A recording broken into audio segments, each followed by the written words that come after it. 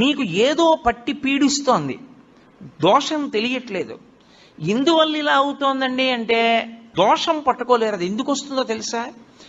ఎక్కడో మహాత్ముల మనసు కష్టపెట్టడమో, లేకపోతే ఏదో చెయ్యకూడని దోషం ఏదో చేశారు, అది జాతకంలోకి దొరకదు, పీడిస్తూ ఉంటుంది. మీకు దొరకని దోషం పోవాలి అంటే ఒక్క నంది అభిషేకానికే పోతుంది. అది ఎప్పుడో తెలుసా? ఎప్పుడు పడితే అప్పుడు చేయడానికి వీల్లేదు. త్రయోదశి నాటి సాయంకాలం శివాలయంలో శివలింగానికి పొద్దున్న అభిషేకం అయిపోతుంది కాబట్టి అలంకారం చేసేసి రుద్రాధ్యాయంతో నందీశ్వరుడికి అభిషేకం చేస్తారు. అభిషేకం చేసి నంది మూర్తినంతటినీ కడిగి అలంకారం చేసి చందనం బొట్టి బొట్టు పెట్టి నందీశ్వరుడికి శివలింగానికి ఏకకాలంలో హారతిత్తితే సమస్త దోషములు